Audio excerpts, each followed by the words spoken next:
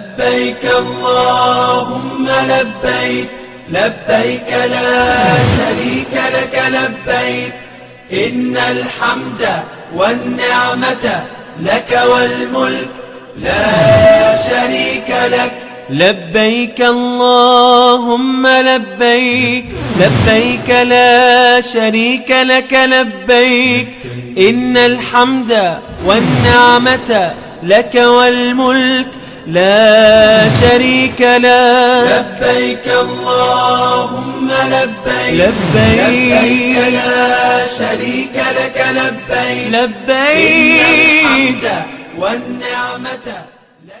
Assalamu alaikum wa rahmatullahi ta'ala wa barakatuhu.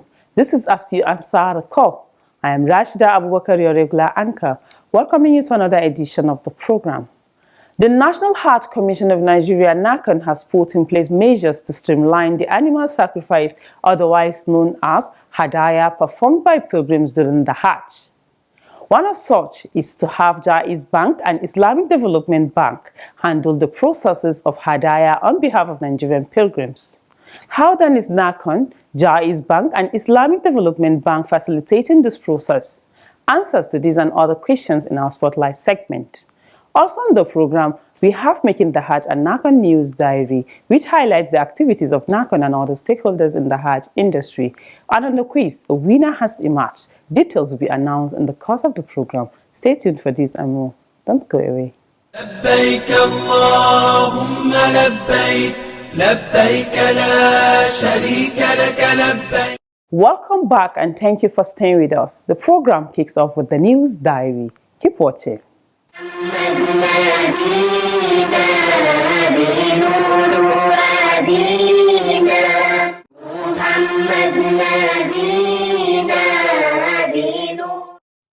The chairman of the National Hajj Commission of Nigeria, NAHCON, Malan Jalal Ahmed Arabi, on behalf of the Commission's board members, facilitates with the Muslim Ummah on the occasion of Ramadan fast, calling on them to dedicate more time for reflection and devotion in the sacred month of Ramadan.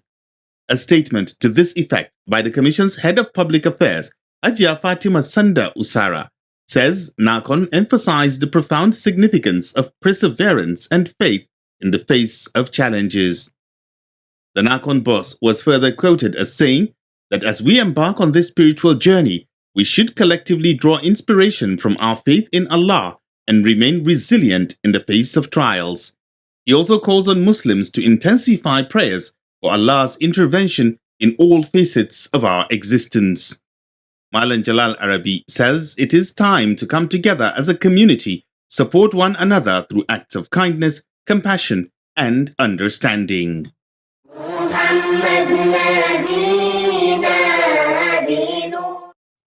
Meanwhile, NAHCON chairman Malan Jalal Ahmed Arabi on Tuesday this week led other executive members of the commission on a familiarization visit to the Embassy of Saudi Arabia in Abuja. Saudi Arabian Ambassador to Nigeria, Ambassador Faisal bin Ibrahim, welcomed the NAHCON delegation comprising of Professor Abubakar Yagawal, Commissioner Planning Research, Information Statistics and Library Science, Prince Anofiu Olarewaju Elegusi, Commissioner, Operations Inspectorate and Licensing, Aliyu Abdulrazak, Commissioner, Policy, Personnel Management and Finance, and the Commission Secretary, Dr. Rabiu Kontagura.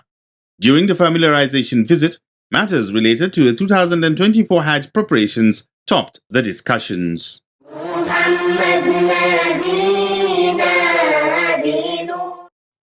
In other news, NAHCON management says applicants wishing to be enlisted for the 2024 Hajj National Medical Team have no cause to fear following the change in application numbers.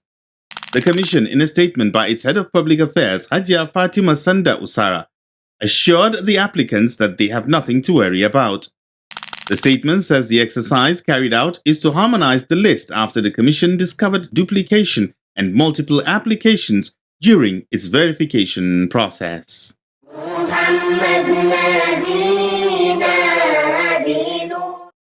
Kebbi State Governor Nasir Idris says his administration has provided all the necessary support and logistics required for the use of the Sir Ahmadu Bello International Airport, Birnin Kebbi, for the 2024 Hajj exercise.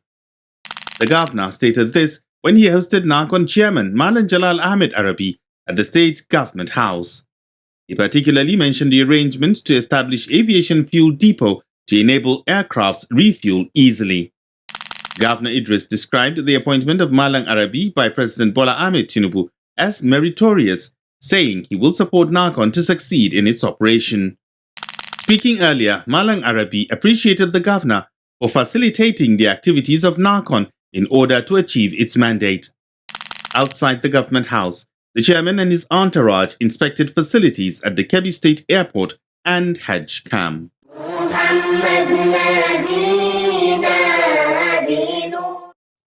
In another development, the National Hajj Commission of Nigeria NAHCON has honored Hajara Ibrahim Dan Azumi with Hajj slot in the forthcoming Hajj. The 19-year-old Hajara Ibrahim hails from Gombe State. The gesture is a recognition for Hajara's remarkable feat of becoming the winner of the just concluded 18th edition of the Hashemite Quranic competition for females, which took place in February this year in Jordan. The NAHCON chairman's recognition of Hajara is consistent with the Commission's commitment of rewarding hard work and excellence. Malang Arabi said acknowledging such accomplishment will inspire others to strive for similar success while upholding the values of Islam. Alhamdulillah, you are still watching As You Answer the Call, a public enlightenment presentation that keeps you abreast of the activities of the National Hajj Commission of Nigeria NAHCON and other Hajj-related matters. Performing Hadaya or animal sacrifice is compulsory for pilgrims who perform Hajj Tamattu'i or Hajj Qiran. With majority of Nigerians performing Hajj Tamattu'i, it has become necessary for them to perform the Hadaya. And so, to make the process easy and transparent and as well address challenges associated with the Hadaya, NAHCON has introduced a number of measures. For details about these measures and their impact, stay tuned for the next segment, Spotlight. Keep watching. لبيك لبيك اللهم لبيك لبيك لبيك اللهم لبيك لبيك لبيك اللهم لبيك.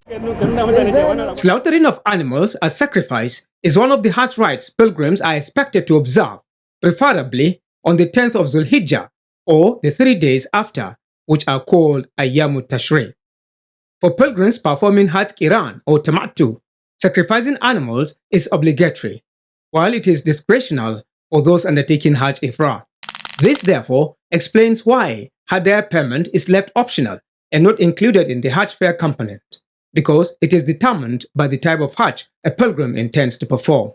As the number of pilgrims performing Hajj increases, so also the accompanying challenges that come with performing the Hadaya.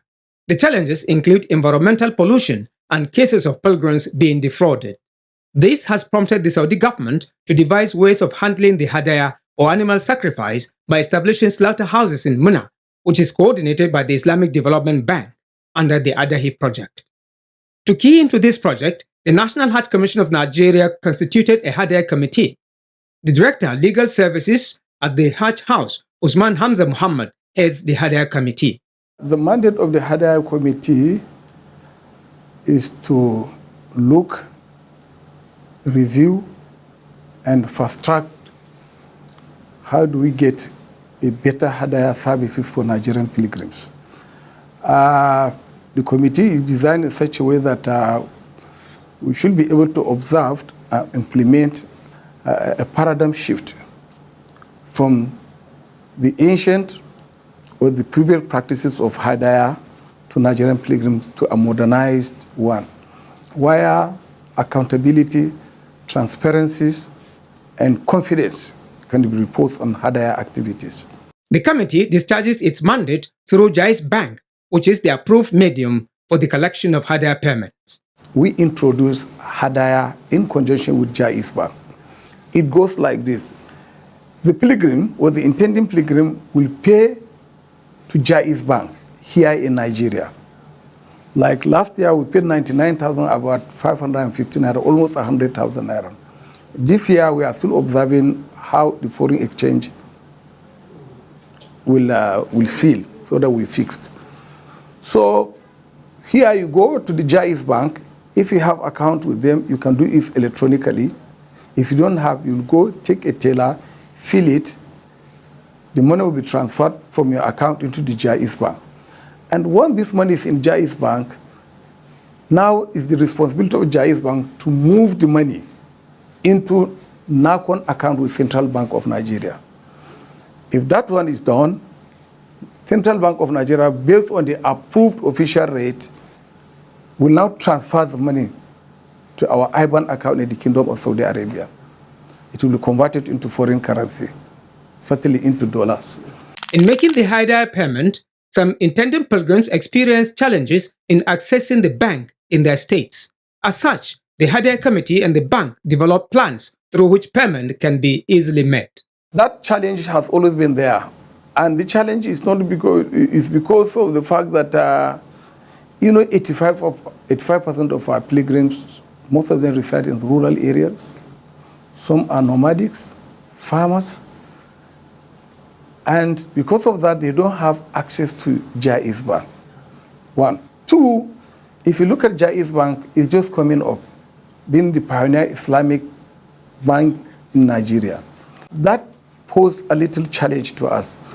But to be specific, answering your questions, when we envisage that challenges, because of the pilgrims cannot access Jaiz Bank in their local government areas or rural areas, we strategize. One, we encourage the state pilgrim welfare boards that please, when a pilgrim comes to pay for his Hajj fare, enlighten him that there is an opening, there's a window for him to pay his hadaya through Jaiz Bank. The Jaiz Bank do dispatch desk officers to Hajj camps to cater for that in various states. How does Jaiz Bank and the committee facilitate the Hajj process? Jaiz Bank, on their own, they don't execute the hadaya. They are just there as a conveyor of the money to facilitate the execution of the hadaya. This money, when it gets to the Kingdom of Saudi Arabia, the NAHCON will approve after aggregating the total number of the actual pilgrims that paid for hadaya through Jaiz Bank, and then move the money to Islamic Development Bank. It's Islamic Development that carried out the hadaya. You can understand. So hadaya is not NAHCON that does the hadaya in the Kingdom of Saudi Arabia, no Jaiz Bank. No, it's Islamic Development Bank. Then Islamic Development Bank have registered companies that supply them with those animals for the sacrifice. To make the system more transparent, the IDB invites members of the Hajj committee and other stakeholders to see firsthand the process of performing the Hadaya on behalf of Nigerian pilgrims. And at the end of the process, a certificate is issued as evidence for making the Hadaya. Then when these animals are brought into the kingdom, they will invite us. We members of the Hadaya committee, we inspect the animals, we see them, and the Hadaya will be executed on behalf of the pilgrim. Now, another area that gives confidence about this process is at the end of the Hadaya exercise, even before the pilgrims depart Kingdom of Saudi Arabia, the Islamic Development Bank do issue certificate of Hadaya execution on behalf of each and every pilgrims. Yes, you'll see the certificate. Pilgrims with so-so-so name, so-so-so passport number from so-so-so state. Hadaya has been executed on his behalf by Islamic Development Bank. They have certificate with each and every certificate number attached to. Usually, the animals used for the Hadaya are sourced from different countries across the globe. With Nigeria not among the countries where the animals are purchased, NAHCON had, during the 2024 pre-Hajj visit, discussed ways through which Nigerians can benefit economically from the Hadaya. Such ways include employing Nigerians to work at the slaughterhouses, buy animals from Nigeria, and many more. So we told Islamic Development Bank that, look, we are key partners. We are strategic partners in Hadaya. Carry us along. Why don't you tell some of these companies, you Islamic Development Bank, our quota to go and purchase these animals. Come to Nigeria and buy our animal. It would add, it will promote, and we have economic benefit. And we create a synergy and a sense of belonging. So let them to come and purchase our animals. That will earn a foreign exchange for Nigeria. Then the third issue also, which we discussed with Islamic Development Bank, is They have veterinary doctors.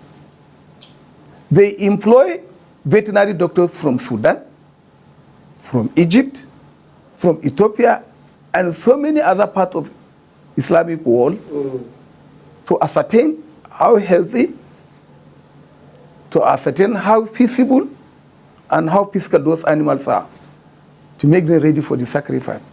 They should be able to give a certain allocation of number of veterinary should come from Nigeria. Let this number of veterinary doctors at least form part of the team that will ascertain the hadaya. At least that, by extension, has economic benefit to Nigeria.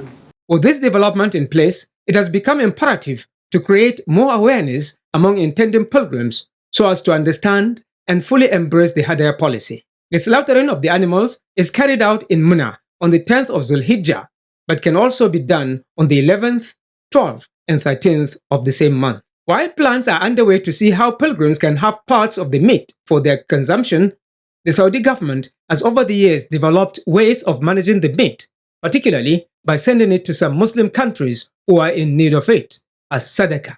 MashaAllah, the program is As You Ansar Call. Coming up next is Making the Hajj. Tonight, Malama Khadija Gambo Hawaja takes us through discussions on Hajj rules peculiar to women. Let's hear her. لبيك لبيك اللهم لبيك لبيك لبيك اللهم لبيك. In the course of performing the Hajj, men and women are expected to take part in observing all the Hajj rites. But in certain matters, there are separate rules for women. What are these rules peculiar to women? How are the Islamic scholars interpreting these rules in relation to the dynamics of Hajj? On Making the Hajj tonight, Malama Khadija Gambo Hawaja answers these and other questions. She begins by explaining the concept of Hajj in Islam. For Muslims, when we say I have gone for Hajj, it simply means I have gone to visit the house of Allah Tabaraka wa Ta'ala, as enshrined in the Quran, where Allah Tabaraka wa Ta'ala says in Surah Ali Imran, chapter verse 97, Allah Tabaraka wa Ta'ala says, "A'udhu billahi minash shaitanir rajim, walillahi 'alan nas hajjul bayti man istata'a ilayhi sabila." That Allah is adept upon nas here used upon all men and women inclusive. That Allah has a debt on all of them, is an obligation on all of them to visit the house of Allah Tabaraka wa Ta'ala. But then a caveat was put there that only for those who have the capability and ability. For women, being able to go for Hajj is not just enough. There is another condition, says the Islamic scholar. Permission for woman is one condition that must be met before a woman can travel for Hajj. But then again, even on this permission, scholars differ. Some are of the opinion, and many of them, Jamhur said, it means majority said, if the Hajj she's going for is Hajj al-Farida, meaning the first Hajj which is compulsory, then the husband has no say. Whether with or without his permission, she can go. While others say, well, if it is Hajj that is not Farida, the normal Hajj that people go, because I want to go and do Hajj, I have done the first one. They said on that, the permission of the husband must be sought. And if he says no, then if she goes out, she has disobeyed Allah Tabaraka wa Ta'ala. And there's even a possibility that Allah will not accept that Hajj. So you see how scholars differ. Similarly, another condition is that women performing the Hajj will be required to have a mahram or a male guardian to accompany them. The mahram may be the husband or any man the woman is not permitted to marry. They are divided into three. The first category of mahram are those that are close to her because of lineage, blood, relationship of blood. Her father, her son, her brother, the son of her brother, the son of her sister, her uncle, maternally and paternally. So these are the people that she shared common blood with. But you can also bring the husband, his mahram, not the husband. So that's the first category, based on blood relationship. Then there's a category of mahram also that is not of blood relationship, but it has to do with a rida'a, meaning they were fed together. For example, she may have lost her mother while she was a baby, and then her aunt or somebody, not even her aunt, for example, decided to bring her up to breastfeed her. And so that child that she was breastfed with, assuming the woman has a son, so it means that son has also become her mother, her brother, not by blood, but because of a common mother who breastfed them. Then, who is the number 3? The third one is those that you are related to them because of marriage. For example, your in-law, the father-in-law, the father to your husband has become your mahram. The son of your husband has become your mahram. These two people have become mahram. The husband of your mother has become your mahram. The husband of your mother has become mahram to you. Now, so all these people can accompany a woman. So where none of them is there to accompany her, scholars also differ. On this, some scholars say she can go with a trustworthy group of people. Such group include officials of Pilgrims Board, among others. Another rule for women is when they are observing the waiting period known as idda, either as a result of husband's death or divorce. If a woman, al-mu'tadda, a woman who is observing waiting period, that waiting period could be out of divorce or death or dead. For example, a woman whose husband has divorced her, many scholars say she cannot travel during the idda period. Why? They said because in Surah Al-Talaq, Allah said, لا تخرجوهن من بيوتهن ولا يخرجن إلا أن يأتين بفاحشة مبينة. So, لا تخرجوهن من بيوتهن, do not remove them from their homes, ولا يخرجن, and they must not go out of their homes. So they said, they understood this to mean that during that waiting period of idda, a woman must not go for Hajj, inclusive. That even going out for Hajj, she should not go, she should wait until the period is over. Some scholars speculated that. Now on the issue of death, but some said no, she can go. Alhamdulillah, we shall continue the discussion in subsequent editions. Now it's time to know the winner of last week's quiz and the question for this week. Good luck. لبيك لبيك اللهم لبيك. Welcome to the quiz segment. The question in the last episode was, which type of Hajj did the Prophet ﷺ perform? The correct answer is Hajj al-Qiran. The winner is Ismail Muhammad Sarki from Taraba State. He provided the answer ahead of others. Ismail Muhammad Sarki will be contacted on how NAHCON will reach him with the prize he won. A quiz winner will get 25,000 Naira cash prize. This is part of NAHCON's effort on social investment in Nigeria. Now to the quiz for this week, and the question is, what is Hajj al-Qiran? Again, what is Hajj al-Qiran? Text your answer to the number showing on your screen. The winner will be the first person whose correct answer is received. All answers should carry the name and location of sender. Good luck and happy viewing. Once again, good luck to you. Up next are your messages.